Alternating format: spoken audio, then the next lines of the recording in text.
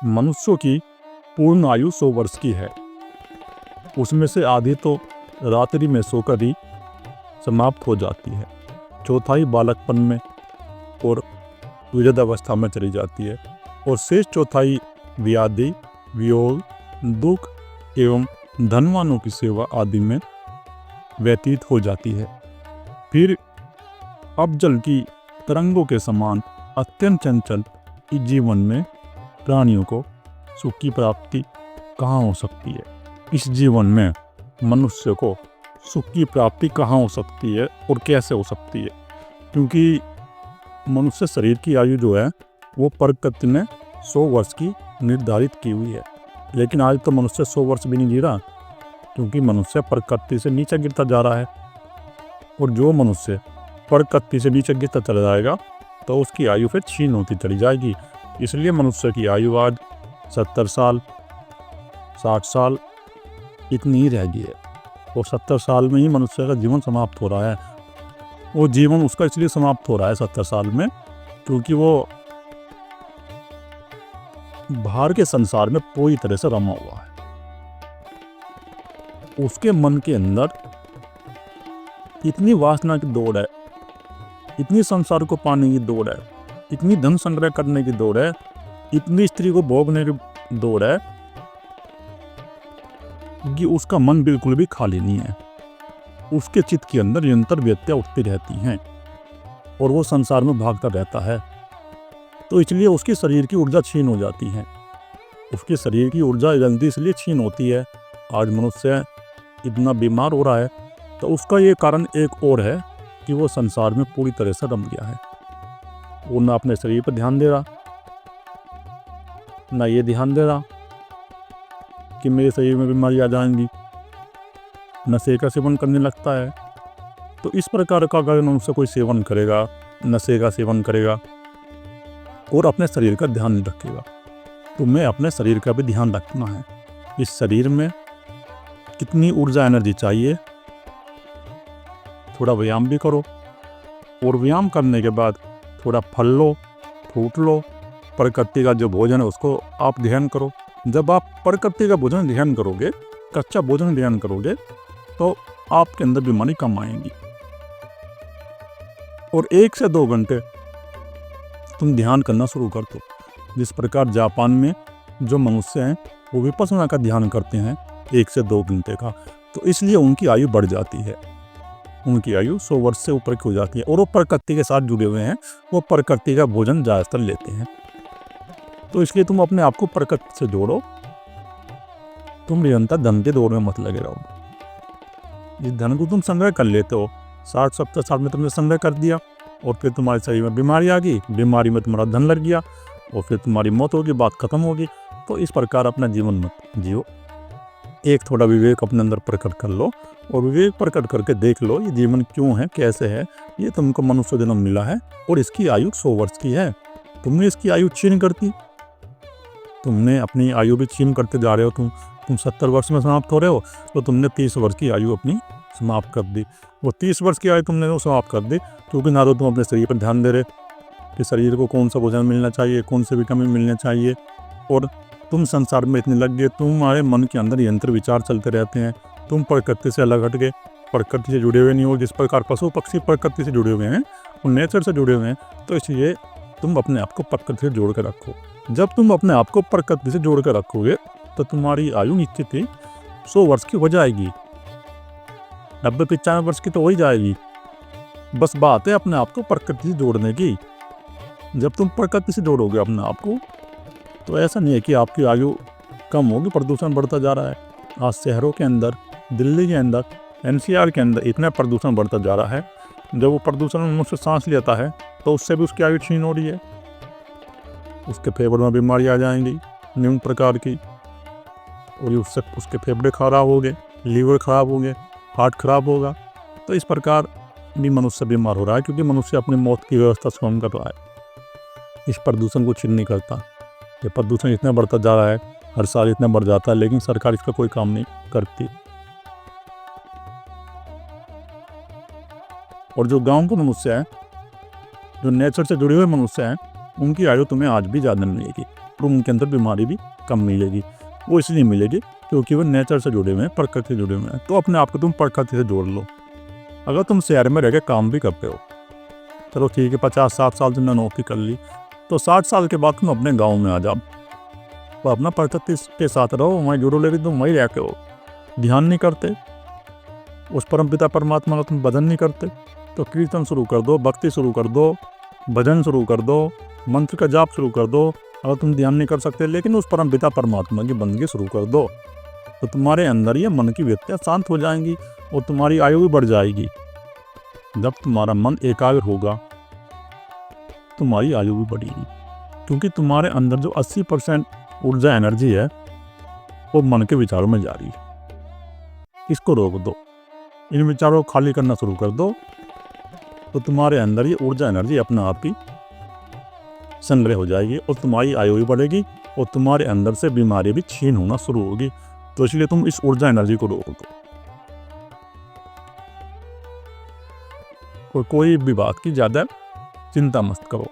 जो हो रहा है उसको स्वीकार कर लो कि वो प्रकृति ही कर रही है और वो परम पिता परमात्मा ही कर रहा है। उसका प्रसाद समझ के उसको स्वीकार कर लो और स्वीकार करके अध्यात्म मार्ग में आगे बढ़ते रहो, उस ज्योति को जगाने का प्रयत्न करते रहो। और आधी आयु तुम्हारी रात्रि में सोकर समाप्त हो गई है, तो जितने तुम जियोगे उससे जो आधी आयु होगी तुम्हारी उसको तुम सो के आलस्य में व्यर्थ नष्ट कर दोगे और बचेगी आधी आयु। उसमें से 1/4 तुम्हारी नष्ट होगी बालकपन में और बुढ़ापे में। तो 1/4 आयु बची और इस 1/4 आयु का तुम्हें सदुपयोग करना है। वो सदुपयोग ऐसा करना है कि तुम्हें कुछ समय उस परमपिता परमात्मा के ध्यान के लिए निकालना है, मेडिटेशन के लिए निकालना है।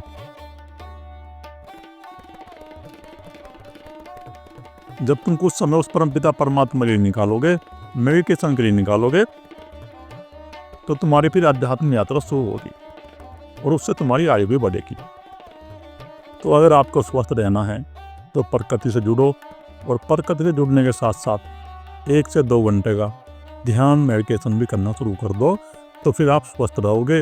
ये जो आज इतने हॉस्पिटल में बीमारी उत्पन्न हो रही हैं, सारे हॉस्पिटल जो है मरीजों से भरे पड़े रहते हैं, नंबर भी नहीं आते हैं, वहाँ लाइन लगानी पड़ती है। प्राइवेट में चले जाओ चाहे सरकारी में चले जाओ, सब में बुरा हाल हो रहा है। तो इतने बीमार तुम हो रहे हो, तुमने अपने शरीर से इतनी पकड़ बना ली है कि तुम्हारा थोड़ा सा बुखार आया, बुखार में भी तुम चले जाते हो कि मेरा खून टेस्ट कर दो, मुझे एडमिट कर लो हॉस्पिटल में। तो नॉर्मल बीमारी में तुम्हारे अंदर भय उत्पन्न हो जाता है। शरीर से तुमने इतनी पकड़ बना ली है, तुमने आपको पूरी तरह शरीर मान लिया है। और तुम कितनी शरीर से पकड़ मान लो, ये शरीर तो 5 तत्वों का था, 5 तत्वों का है और 5 तत्वों में विलीन होगा। कोई भी इसको रोक नहीं सकता, चाहे कोई कितना बड़ा वैज्ञानिक हो, कितना बड़ा साधु संत हो, सबका शरीर 5 तत्वों से निकला है, उसी में विलीन होगा। तो शरीर पे इतनी पकड़ मत रखो,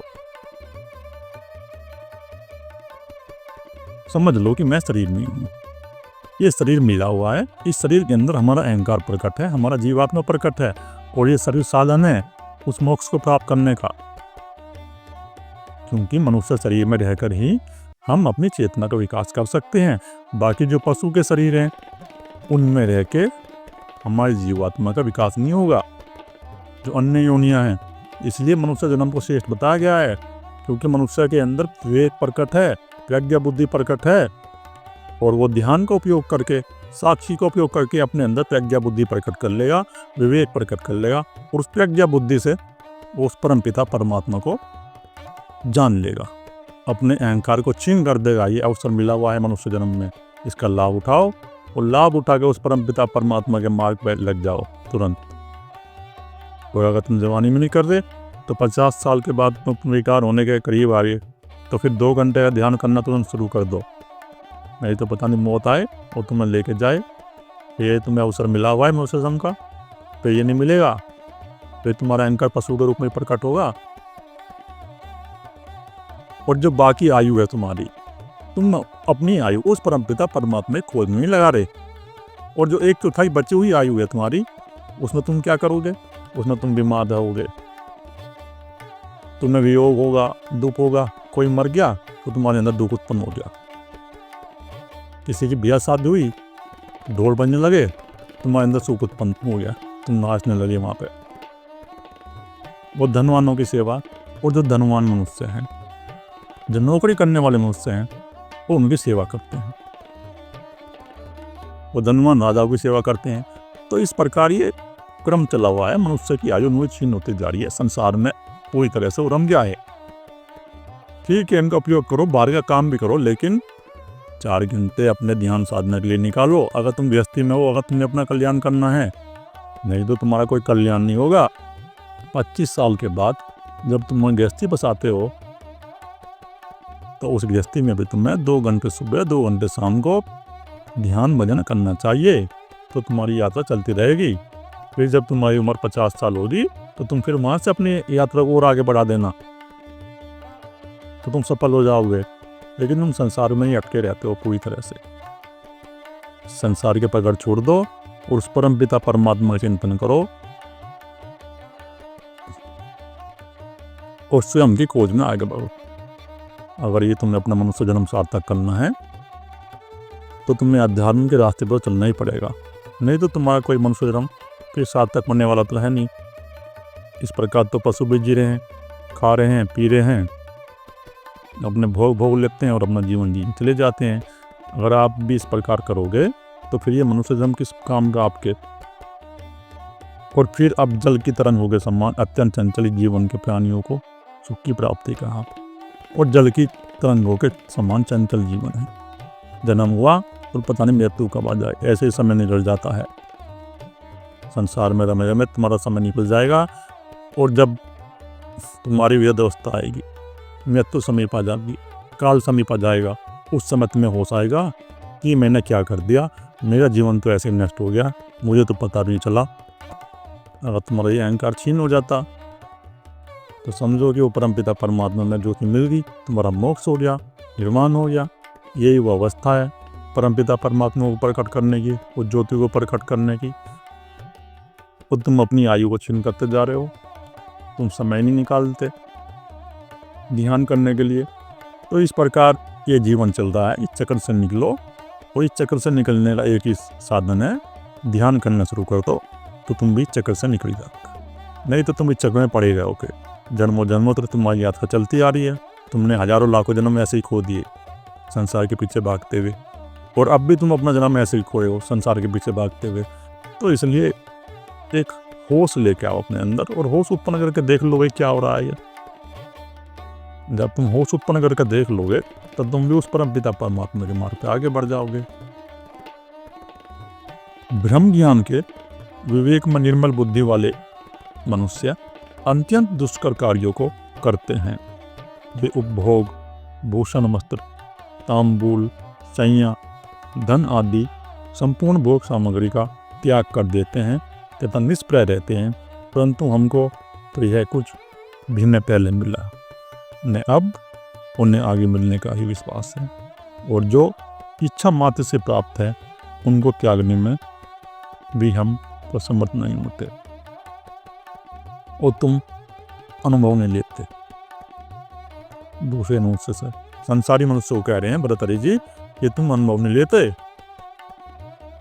जिनको ब्रह्म ज्ञान हो गया है, जिनके अंदर वो विवेक उत्पन्न हो गया है, जिनकी बुद्धि निर्मल हो गई है, ऐसे मनुष्य इन दुष्कर कार्यों को त्याग देते हैं। वो किसी धनवानों की सेवा नहीं करेंगे, वो अपने आप को समर्पित नहीं करेंगे वहाँ, वो इस प्रकार आलस्य में अपना जीवन नहीं बिताएंगे। वो तो उस परम पिता परमात्मा के ध्यान में मग्न है, उसका आनंद वो भोग रहे हैं, क्योंकि उनके अंदर से वो अहंकार छीन हो गया है, उन्होंने कर लिया है। तो ये जो तुम दुष्कर कार्य में लगे हो, जिन कार्यों कोई महत्व नहीं है, चमचागिरी कर रहे हो, चुगली चप्पी कर रहे हो, और रात दिन भोगों में लगे हुए हो, एक दूसरे को लूट रहे हो, ठगाई कर रहे हो, ब्याज ले रहे हो, तो इस प्रकार का जीवन मत जियो। एक विवेक पूर्वक जीवन जियो, तुम होश पूर्वक जीवन जियो। ये दुष्कर कार्य है, इनका त्याग कर दो। जब तुम इनका त्याग कर दोगे, तो जब भी तुम्हारे अंदर शांति आएगी, नहीं तो शांति नहीं आएगी। और तुम अनुभव नहीं लेते, उन मनुष्यों से अनुभव लो, उन साधु संतों से अनुभव लो, जो ऐसे हैं जो गुफाओं में बैठे हैं और अपनी साधना में मग्न हैं, जो अपने कंदमूल खा रहे हैं, या जो ऐसे हैं जो अपनी कुटी बना कहीं रह रहे हैं, ये अपने कहीं एकांत स्थान में रह रहे हैं और अपना जो भोजन मिल जाता है अपने भोजन की व्यवस्था करके अपने ध्यान कर रहे हैं, उस परमपिता परमात्मा की भक्ति में मग्न है, जिसको कोई चाहते नहीं है। आज ये जो साधु संतों के अंदर चाहत पैदा हो रही है, कोई अरबों खरबों के आश्रम बना रहा है, कोई जो है करोड़ों की गाड़ी में घूम रहा है, तो उनके अंदर भी शांति नहीं है। उनके अंदर तो वही दौड़ है जो तुम्हारे अंदर दौड़ बैठी हुई है। तुम एक बार अनुभव करके देखते नहीं, और तुम ऐसे साधु संतों के पास जाते हो जो तुम्हारे जैसे हैं। जो साधु संत अभी धन के पीछे भाग रहा है, आश्रम बनाने के पीछे भाग रहा है और अपनी यश के लिए भाग रहा है, तो तुम उनके पीछे जाते हो और अपना जीवन नष्ट कर देते हो। वे तुम्हारे जैसे ही हैं, उनके अंदर वही काम की व्यक्ति जागृत है, क्रोध की व्यक्ति जागृत है, लोभ की व्यक्ति जागृत है। और तुम देख ही रहे हो संसार में ऐसे व्यक्ति कैसे जब पकड़े जाते हैं फिर कहाँ जाते हैं वो। जब उनकी पोल खुलती है तुम्हें पता चलता है, लेकिन पोल खुलने के बाद भी भारत के लोग ऐसे अंधभक्त हैं, उनके पीछे लगे हुए हैं, विवेक नहीं देखते अपने अंदर। फिर भी वहाँ जाकर गुरु जी गुरु जी गुरु जी गुरु जी करके वहाँ जो है झुके हुए हैं, क्योंकि तुम्हारे अंदर बिल्कुल भी विवेक नहीं है, प्रज्ञा नहीं जगी तुम्हारे अंदर। तुम्हारी जो चेतना है वो पशु से नीचे गिर गई बिल्कुल। तुम गुरु भी ऐसा चयन करते हो जो तुम्हारे जैसा ही है, जिसके अंदर लोभ बैठा हुआ है, पकड़ बैठी हुई संसार की पूरी तरह से। ऐसे गुरु का चयन करो जिसके अंदर कोई पकड़ नहीं है, जिसके अंदर वो तत्व प्रकट हो गया है, तो तुम्हारा जीवन सार्थक होगा, नहीं तो नहीं होगा। तो तुम वहाँ जाकर जो धन लुटाते हो अपना, क्योंकि वो तुमको सम्मोहन करता है, तुम्हारी जैसी बात बोलता है, तुमको डराएगा, वो स्वर्ग नरक की बातें करेगा, स्त्री पुरुष की बातें करेगा, तुमको बताएगा नहीं कि चेतना सभी के अंदर है, चाहे स्त्री हो चाहे पुरुष हो। स्त्री पुरुष में कोई भेद नहीं है, सबके अंदर वो अहंकार है, और कोई भी इस अहंकार से मुक्त हो सकता है, स्त्री हो चाहे पुरुष हो। तुमको निम्न प्रकार की भ्रांति में बांट देगा, क्योंकि पुराणों में जो कहानियाँ हैं उनके अर्थ नहीं समझते ये लोग। ये पुराणों की कहानियाँ तुमको पढ़ाएंगे और पढ़ा के उनको बता देते हैं, क्योंकि पुराणों की जो कहानियाँ हैं उनमें बहुत गहराई छुपी हुई है। उनकी अर्थ वही समझेगा जो उस ज्योति को प्रकट कर लेगा। क्योंकि महर्षियों ने ये पुराण जो लिखवाए थे वो इसलिए लिखवाए थे जो सीधे साधे लोग इनकी कहानी के द्वारा वो समझ जाए, लेकिन आज इनके अर्थ उल्टे लगा लिए गए ने, इनको पकड़ के बैठ गए। तुम कोई बातें कर रहा है कि नरक में जो है आग जल रही है, कोई बातें कर रहा है कि लोहे की छड़ी मार रहे हैं, कोई बातें कर रहा है कि तेल में गिरे जाएंगे शरीर। अरे तुम्हारा शरीर तो नष्ट हो गया, जिसको तुम्हें कष्ट होता था तुम इतना तो विवेक कर लो कि ये शरीर 5 तत्वों से आता है तो यही नष्ट हो गया। अब तुमको कौन गिरा कढ़ाई में, और आत्मा को तो कोई कष्ट होता ही नहीं। आत्मा तो न जलाई जा सकती ना काटी जा सकती, तो फिर तुम्हें ना तो कोई काट सकता ना कोई जला सकता। तुम सोचते नहीं बिल्कुल भी, वैज्ञानिक बुद्धि नहीं अपने अंदर पैदा कर रहे, और इन मनुष्यों की बातों में आ जाते हो तुम, वहाँ जाकर धन देते हो, जो ऐसी बेवकूफ़ बनने की बात करते हैं कि नरक में ये हो रहा है, स्वर्ग में ये हो रहा है, नरक स्वर्ग की बात करते हैं। अरे नरक का मतलब है तुम्हारे चित्त के अंदर अशांति, स्वर्ग का मतलब है तुम्हारे अंदर शांति। तो शांति अपने अंदर लेके आओ। जब तुम्हारे अंदर शांति होगी तो तुम स्वर्ग में जी रहे हो,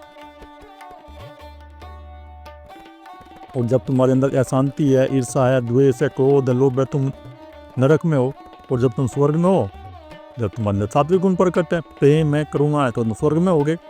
तो इनका मतलब ये है, पुराणों में ये अर्थ बताए गए हैं।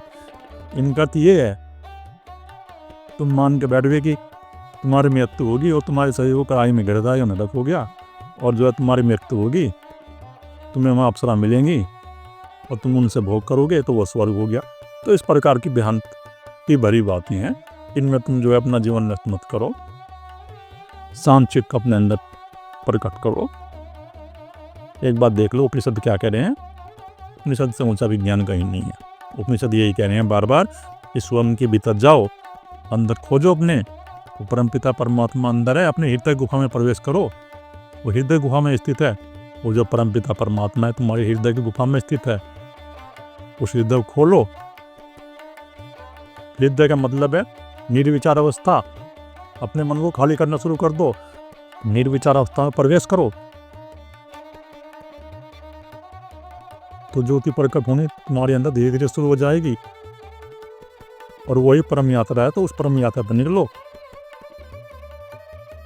इन ऐसे साधु संतों के चक्कर में मत आओ, क्योंकि इनके अंदर कोई शांति नहीं है, इनके अंदर थोड़ी बीमारी आई और ये दवाई खा रहे हैं। तुम जाके इनके पास देखो, जितने भी साधु संत हैं जो ईश्वर नर की बात करते हैं और लोगों को भटकाते हैं, कोई बीपी का मरीज मिलेगा, कोई हार्ट अटैक का मरीज मिलेगा, कोई किडनी का मरीज है, कोई किसी चीज़ का मरीज है।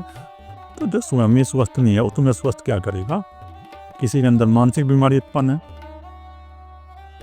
तो किसी ऐसे व्यक्ति का चयन करो जो स्वस्थ है, जो इनसे ऊपर का है, तो जब भी तुम्हारे अंदर शांति होगी प्रकट। जिनके अंदर तमोगुण की व्यक्ति है, उड़गुण की व्यक्ति है, तो तुम्हारे अंदर भी वही व्यक्ति सक्रिय हो जाएंगी, पहले से तुम्हारे अंदर हैं और हो जाएंगी।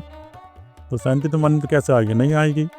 वो देख लो, उन्हीं की बात हो रही है जिनके अंदर से चाहत खत्म हो गई है, समाप्त हो गई, और वही ब्रह्मज्ञानी है। तुम उनसे अनुभव ले लो, जिनके अंदर कोई चाहत नहीं है, जो जैसे अपना जी रहे हैं।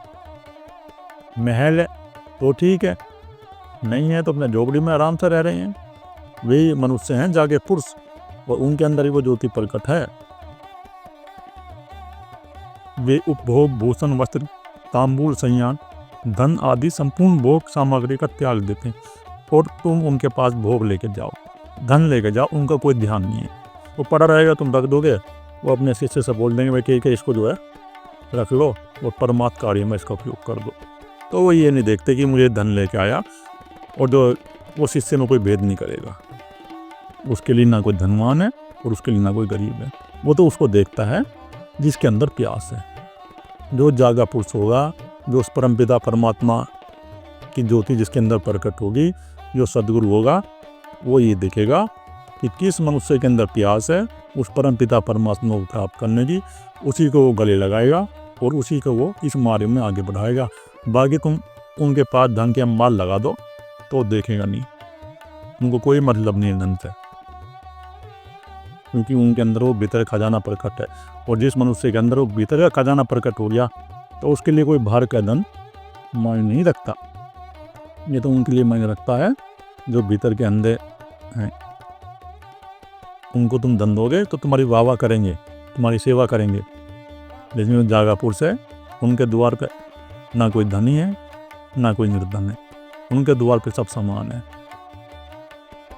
और वही गुरु परम गुरु है जो कोई भेद नहीं देखता। वो ना कोई स्त्री पुरुष का भेद देखता, ना कोई धनी गरीब का भेद देखता, और वही तुमको पार लेके जाएगा। अगर तुम्हें कल्याण करना है तो ऐसे सदगुरु की तलाश करो जिनके अंदर से चाहत नष्ट हो गई है, जिनके अंदर वो परम पिता परमात्मा की ज्योति प्रकट हो गई है, तो ही तुम्हारा कल्याण होगा। नहीं तो तुम्हारा कोई कल्याण नहीं होगा, तुम्हारा जीवन जा रहा है और ऐसे ही नष्ट हो जाएगा। परंतु हमको तो यह कुछ भी न पहले से मिला, उनको तो कोई धन भी नहीं मिल रहा, वो चाहत में लगे हुए हैं। उनके अंदर चाहत उत्पन्न है, ये धन गरीब है, निरंतर चिंता है कि मुझे धन मिल जाए, महल मिल जाए। और जिसको धन मिल जाए, महल मिल जाए, वो भी गरीब है। उसके अंदर ये चाहत उत्पन्न है कि मेरे पास और पैसा हो जाए, मैं विश्व में नंबर 1 पैसे वाला बन जाऊं। तो ये चाहत नष्ट नहीं होती, ये चाहत छीन नहीं होगी तुम्हारी। ये चाहत छीन जब ही होगी जब तुम अपने मन की व्यक्तियों को देखोगे, इनके प्रति साक्षी हो जाओगे, अपने हृदय में जाओगे, भीतर जाओगे। जब तुम अपने भीतर जाओगे, हृदय में जाओगे, तो ही तुम्हारी चाहत फिर छीन होती चली जाएगी। फिर तुम्हें संसार की वस्तु को प्राप्त करने की कोई इच्छा नहीं रहेगी, क्योंकि जिसको परम पिता परमात्मा आनंद मिल गया, वो परम रस मिल गया, उसको कोई फिर बाहर का रस नहीं चाहिए। जिसको भीतर का रस मिल जाता है, उसको कोई बाहर के रस की जरूरत नहीं है। वो तो अपने उस परम पिता परमात्मा के रस का आनंद भोग रहा है और उसमें मग्न। और जो निर्धन मनुष्य वे समझते हैं कि अब जब हमारी जीवनी बीत गया तो अब ये हमें धन नहीं मिला तो आगे कैसे मिलेगा। तो ये विश्वास उनके अंदर आशा प्रकट रहती है, उनका फिर जन्म होगा, अहंकार फिर प्रकट होगा, फिर वो धन की दौड़ में लगेंगे। क्योंकि जो आशा को लेकर मरेगा कि मुझे और मिल जाए और मिल जाए, तो उसका अहंकार खत्म नहीं होगा, वो फिर प्रकट होगा। तो ऐसे ही मनुष्य अपना जीवन नष्ट कर देता है, चाहे कोई गरीब हो चाहे अमीर हो। अमीर भी ये चाह रहा है कि और मिल जाए और मिल जाए, और गरीब चाह रहा है कि मेरे पास तो धन है ही नहीं, गरीब के पास तो है ही नहीं, वो भी संतुष्ट नहीं है, और ना अमीर संतुष्ट है। तो संतुष्ट तो वही है जो अपने हृदय में प्रवेश कर दिया, जिसने अपनी हृदय गुफा को खोल दिया, जो उस निर्विचार अवस्था को प्राप्त कर गया, जिसके अंदर कोई व्यक्ति नहीं बची, जिसकी सभी व्यक्तियाँ उस परमपिता परमात्मा की ज्योति में लीन होगी। उसके अंदर एक खालीपन आ गया, बस एक शांत चित्त हो गया जिसके चित्त के अंदर कोई व्यक्ति नहीं उठती, वही मनुष्य शांत है और उसी के अंदर वो ज्योति प्रकट है। और जिनके पास धन है ही नहीं तो वो त्यागेगा क्या? त्यागने की बात भी उनके लिए व्यर्थ है, क्योंकि कुछ मनुष्य ऐसे हैं कुछ त्याग की बात करते हैं। तो त्याग करके तुम क्या करोगे? अगर तुम्हें त्याग ही करना है तो इस मन की व्यक्तियों का त्याग करो, काम का त्याग करो, क्रोध का त्याग करो, ईर्ष्या का त्याग करो, द्वेष का त्याग करो। ये जो हमारे मन के अंदर व्यक्तियाँ उठती हैं, इनका हमें त्याग करना है। जब हम इनका त्याग कर देंगे तो ही हमारे अंदर परम पिता परमात्मा की शांति प्रकट होगी, नहीं तो नहीं होगी। और उनको त्यागें वही समर्थ होगा जो विवेक अपने अंदर लेकर आएगा, और जो हृदय में प्रवेश कर देगा वही इनको त्याग देगा। ये तुम्हारे अंदर निरंतर चित्त में व्यक्तियाँ उठ रही हैं संसार को पाने की, इनका वही त्याग करेगा जो अपने हृदय में प्रवेश कर लेगा और जो ध्यान करना शुरू कर देगा, फिर वो इनका त्याग कर देगा। और वही समर्थ है इनका त्याग करने में। कोई बाहर का मनुष्य या बाहर का आदमी इनको त्याग करने में समर्थ नहीं है। इनका त्याग वही करेगा जो परम पिता परमात्मा का प्यासा है, जिसको परम पिता परमात्मा की ज्योति चाहिए, जो अपने ध्यान में मग्न है, जो अपने आनंद में मग्न है, जो उस परम पिता परमात्मा के प्रेम में लीन है, वही इनका त्याग करेगा। बाकी कोई और मनुष्य इनका त्याग नहीं करेगा।